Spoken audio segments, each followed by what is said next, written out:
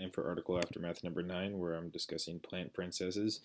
I had a couple other names for this deck, but they're all too gay. Sorry, I just started with plant princesses and made the article as fabulous as possible. Um, well, as I said, the point of the main point of the deck is just kind of beat your opponent's face in.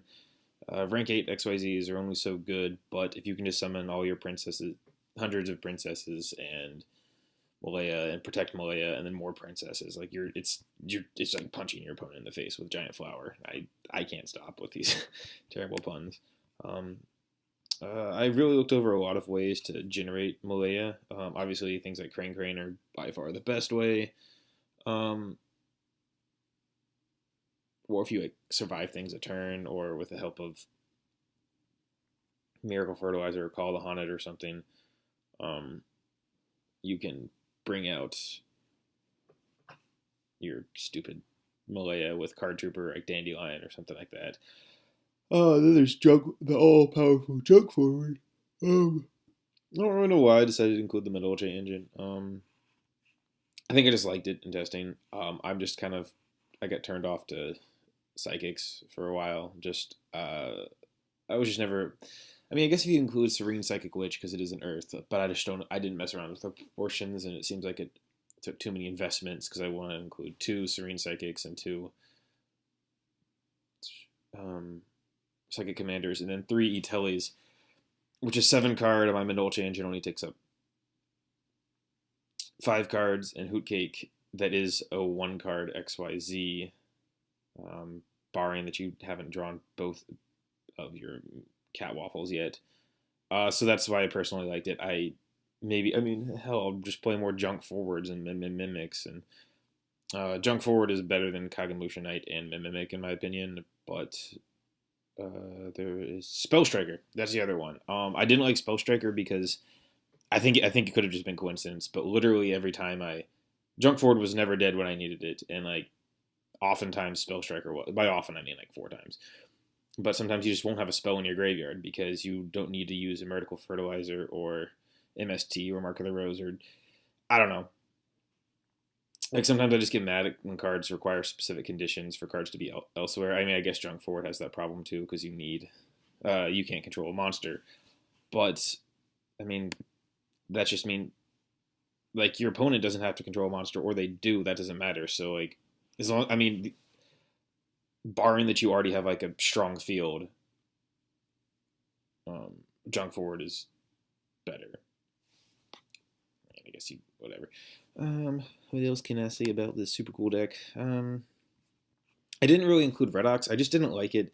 It never did anything for me because most of the time when I would revive something with Redox, it would be level 3, so I could make a Malaya, so I could go into a princess. Because I could revive a princess, but why don't you just revive a Malaya instead? So you could have that and a princess and possibly more monsters later in the duel.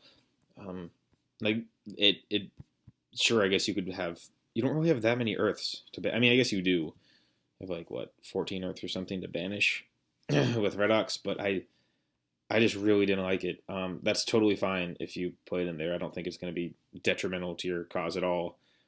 But like I never wanted to pitch Card Trooper. Never really had things like Chirumbi that was always traded away in. I never would win this card. Crane Crane, Junk Forward. I'd rather. Again, it's like, I mean, I guess it makes dead Mufles and Junk Forwards and Max C's a little better, but I just didn't really want to fit it in. Mark of the Rose was kind of, so that's not exactly something you need to put in, but since this deck doesn't really have any monster removal, and I view things like Soul Exchange and Mark of the Rose as kind of monster removal, so um, that's why I included that in there. Initially, I had more with Spore. I don't know, what does Spore have to do with anything? Nothing. That has nothing to do with Mark of the Rose.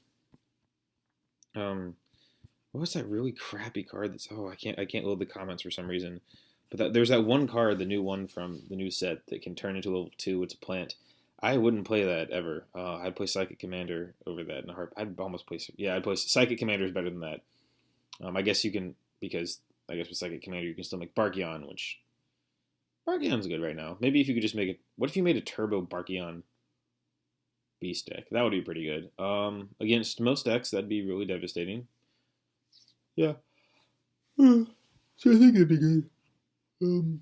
Speaking of puny penguin, I don't know why Perikia has a penguin in the background. I think Doug pointed that out, and I was like, wait, Perikia, lineage of Lusto. Let's check this out. I don't think it's a puny penguin, but it's a penguin, all right. I mean, it's green. Maybe it's because it's the lineage. You know, the lineage of Gusto is penguins. Is that Sfreeze Incarnate? Okay, because I got really confused at all the Gusto cards. I can't wait for my Gusto article, by the way. But it just, I don't know. That's not a penguin. That's a baby Eggle. God, Doug, you're so stupid. Anyway, I should rename this video "Doug is Stupid." So I think that could be a baby freeze or something. Whatever. Um, yeah. Well, thanks for watching Article Aftermath number 6. Or 9. I'm not sure. There wasn't too much to say about it because it's Plant Princesses. It's not. You just kind of beat down you summon Malaya and summon a lot of monsters, and then try to protect Malaya, and then try to poop on your opponent's face as much as possible. I wish I could run more cranes in here. That'd be really cool, but you can't. So, gotta live with the things that Konami gives us. So, thanks for watching Article Aftermath number 9.